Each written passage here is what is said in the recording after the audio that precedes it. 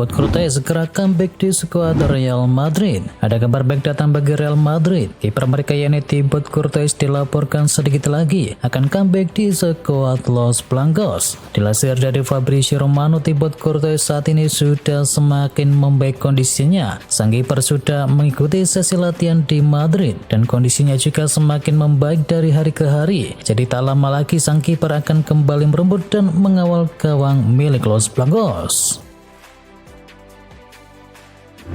Joao Palhinha cedera, Bayern Munchen kini krisis gelandang. Bayern Munchen dipaksa menelan pil pahit. Pasalnya mereka tidak bisa menggunakan jasa dari Joao Palhinha selama beberapa pekan ke depan akibat cedera. Palhinha mengalami cedera ketika menjalani sesi latihan bersama timnas Portugal beberapa waktu yang lalu. Cedera yang diderita oleh Palhinha tersebut datang dalam momen yang kurang ideal. Pasalnya The Rotten telah terlebih dahulu kehilangan Alexander Pavlovic.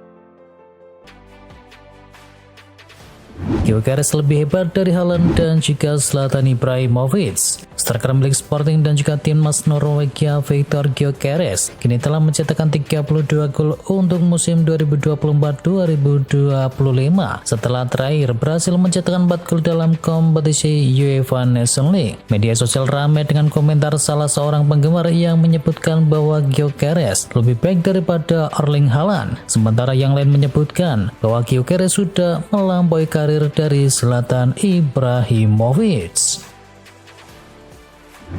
Mario Balotelli akan buktikan dirinya masih pantas bermain di Serie A. Pelatih Genoa yakni Alberto Gilardino meyakini bahwa pemainnya yakni Mario Balotelli akan membuktikan bahwa dirinya masih pemain level di Serie A. Namun Gilardino mengingatkan bahwa Balotelli masih butuh waktu. Gilardino mengakui bahwa Balotelli masih butuh waktu lagi untuk bisa benar-benar memahami rekan timnya yang baru.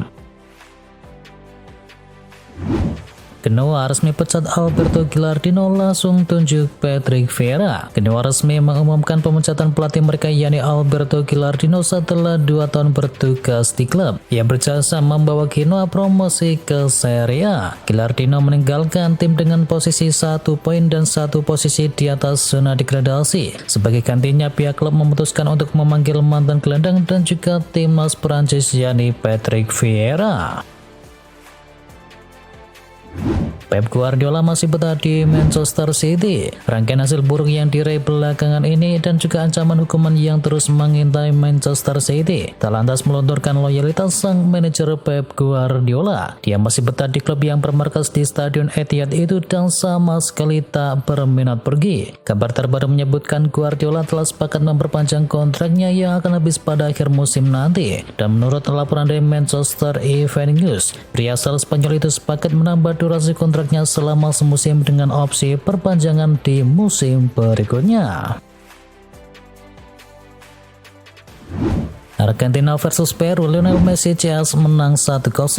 Argentina menang 1-0 saat menjamu Peru dalam laga lanjutan kualifikasi Piala Dunia zona CONMEBOL. Gol tunggal dari Lautaro Martinez di babak kedua sudah cukup untuk memberikan 3 poin bagi tim asuhan dari Lionel Scaloni. Tambahan 3 poin membuat Argentina kian kokoh di puncak klasemen sementara CONMEBOL dengan raihan 25 poin dari 12 laga. Sementara Peru duduk di posisi juru kunci dengan torehan 7 poin.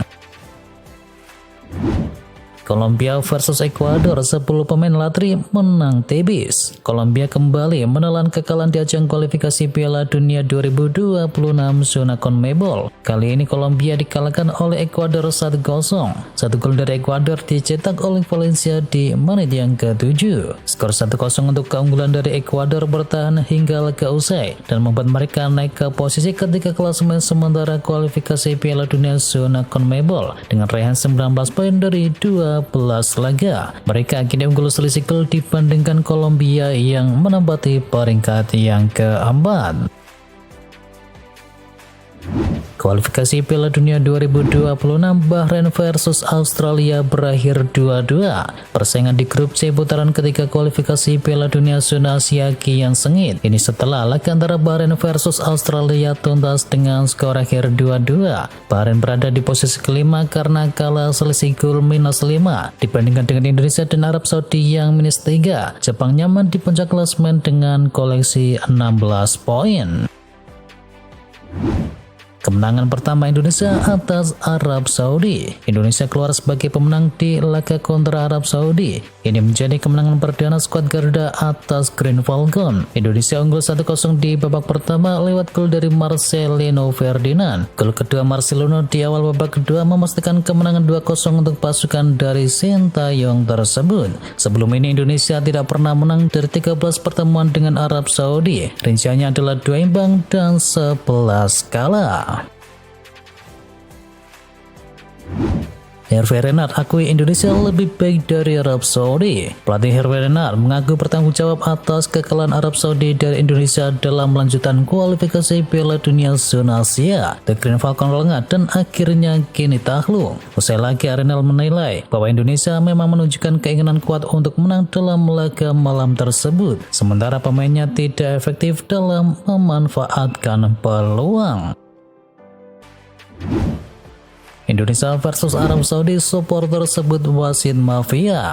Wasit asal Uzbekistan Rustam Lutfulin diteriaki mafia oleh supporter dari timnas Indonesia. Ia dianggap berat sebelah dan memberikan keuntungan bagi Arab Saudi. Pada laga ini wasit tampak sering membiarkan pelanggaran yang dilakukan oleh pemain Arab Saudi, sedangkan pemain Arab Saudi begitu mudah mendapatkan pelanggaran di hampir setiap momen duel dengan pemain Indonesia. Robert Lewandowski siapkan pensiun, Barcelona mulai cari pengganti.